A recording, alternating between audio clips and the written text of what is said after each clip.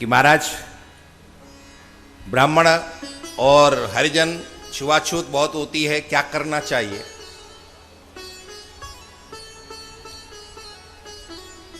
हमारे यहां पूर्व काल में ऐसा नियम था कि शूद्र की छाया भी पड़ जाए, छूना तो दूर की बात है, शूद्र की छाया भी पड़ जाए तो स्नान करना होता था। अब आप समझना शूद्र कौन है और ब्राह्मण कौन है। हमारे केवल ब्राह्मण कुल में जन्म हो गया तो हम ब्राह्मण हो गए? हमारे संतों ने यह नहीं माना है। हमारे संत कहते हैं यदि आपका आचरण अच्छा है तो आप छोटे कुल में जन्म लेने के बाद भी आप श्रेष्ठ हैं, और यदि आपका आचरण ठीक नहीं है तो ब्राह्मण कुल जन्म लेने के बाद भी आप में और शूद्र में कोई भी अंतर नहीं।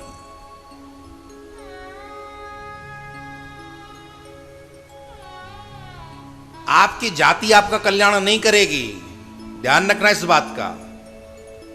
हमारे शास्त्र और सिद्धांत कहते हैं, संतों की वाणियां हैं, आपकी जाति आपका कल्याण नहीं करेगी, आपके कर्म, आपके शुभ कर्म आपके कल्याण करेंगे।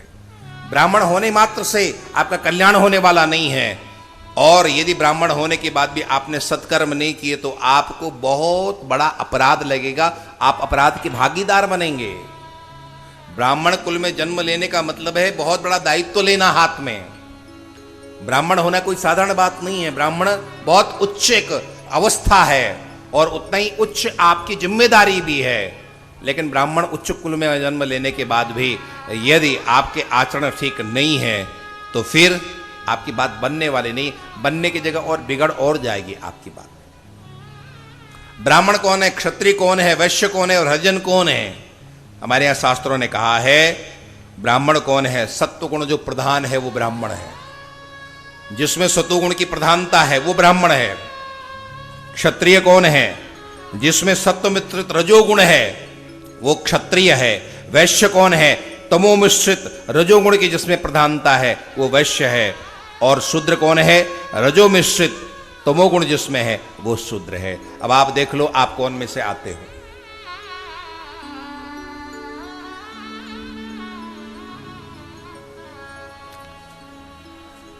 बाबा तुलसी ने तो एक बात कही थी कि जो भगवत भजन नहीं करता वो प्रत्येक व्यक्ति हरिजन है, वो प्रत्येक व्यक्ति शूद्र है। बाबा तुलसी के वचन सुनना आप। चतुराई चूल्हे पड़ो, धिक पड़ो अचार। चतुराई चूल्हे पड़ो, धिक पड़ो आचार। तुलसी हरि भक्त बिना चारों वर्ण चमार।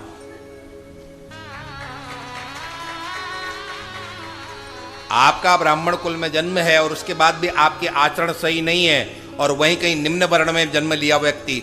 हमारे यहां तो ब्राह्मण कुल में जन्म लेने वाले रावण को भी राक्षस कहा है।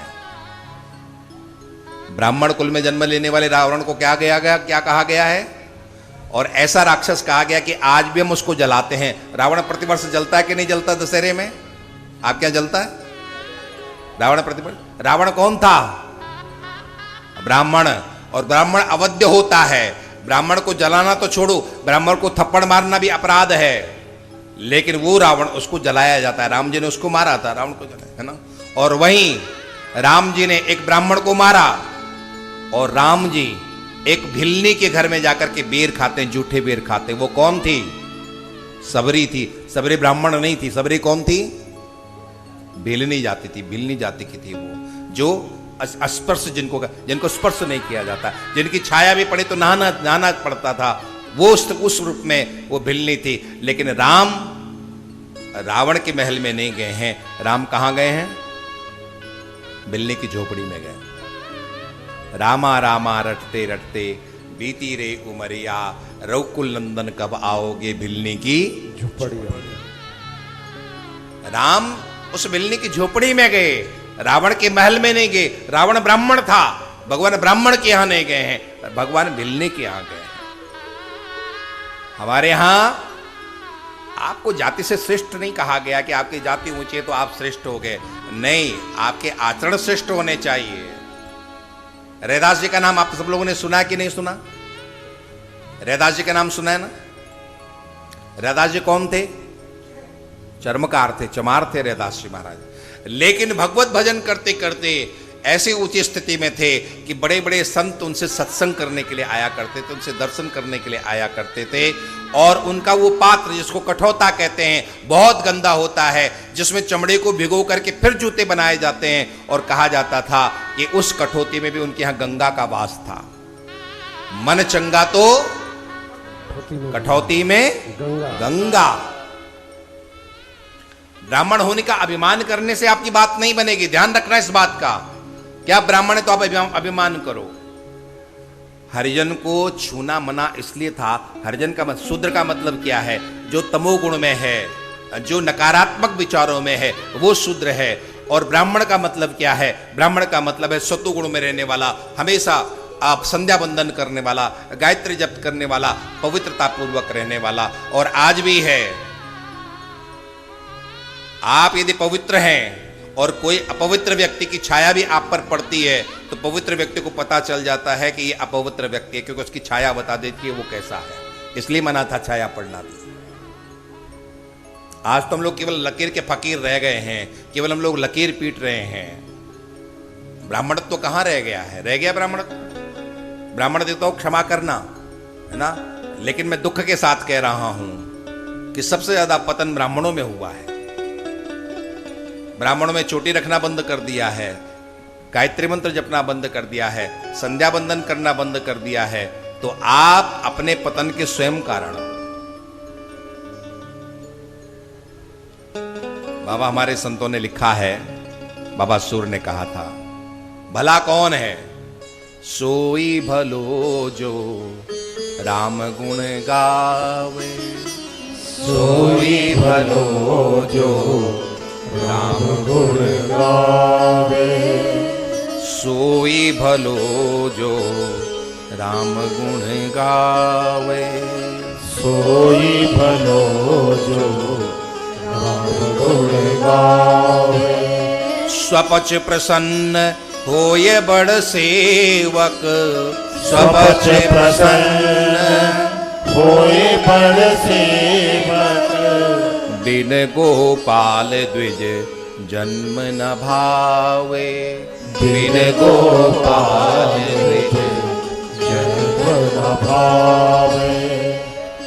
सूरदास प्रभु संत समागम, सूरदास प्रभु संत समागम, आनंद अभय निशान बजावे, आनंद अभय निशान बजावे।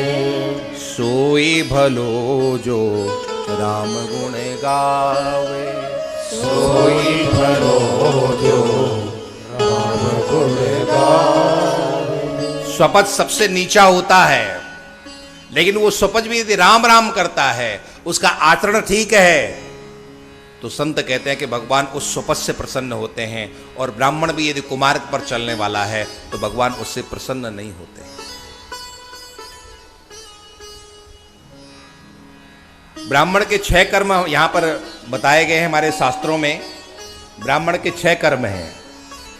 6 कर्म में पहला है ज्ञान लेना, ज्ञान देना, दान लेना, दान देना, यज्ञ करना और यज्ञ करवाना। ये ब्राह्मणों के 6 कर्म हैं। ज्ञान लेना, ज्ञान देना, दान लेना, दान देना, यज्ञ करना और यज्ञ करवाना, ये ब्राह्मणों के 6 कर्म हैं। वैश्य कौन है? बल प्रधान जो है वो वैश्य है। शौर्य, वीर्य, तेज, त्याग, दान, क्षमा, अनुग्रह, रक्षा, ये क्षत्रिय के गुणधर्म हैं। वैश्य कौन है? जो अर्थ प्रधान है, देवगुरु भगवान की भक्ति, त्रिवर्ग का पोषण, उद्यमशीलता, ये वैश्य के लिए है। और शूद्र कौन है? जिसके यहाँ क्रिया प्रधान है, वो शूद्र है। पवित्रता और स्वामी सेवा, ये उसके गुण। अब आप हमारे सनातन धर्म की वर्ण व्यवस्था देखो। सबसे नीचे क्रिया, उसके ऊपर धन, उसके ऊपर बल और उसके ऊपर बुद्धि। ब्राह्मण मतलब ज्ञान, बुद्धि। बुद्धि यदि आपकी ठीक है तो बल भी आपका ठीक रहेगा, आपका पैसा भी ठीक रहेगा, आपकी क्रिया भी ठीक रहेगी। और यदि आपकी बुद्धि ठीक नहीं है तो सब कुछ बेकार है। इसलिए ब्राह्मण श्रेष्ठ था। राजा लोग राजगुरु ब्राह्मण को रखते थे, क्यों? राजा पे भी शासन करने वाला राजगुरु होता था।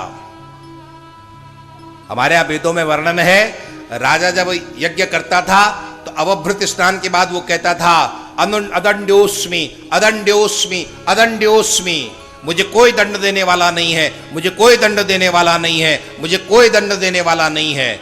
तो फिर ऋषि उसके सिर पर डंडा मार करके कहता था धर्मदंड्योसी धर्मदंड्योसी धर्मदंड्योसी, तेरे ऊपर धर्म का डंडा बेटा, मैं तेरे ऊपर बैठा हूं।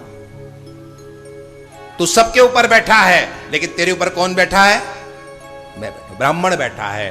ब्राह्मण हमारे यहां सर्वोपरि सत्ता थी, ब्राह्मण हमारे यहां सर्वश्रेष्ठ सत्ता थी।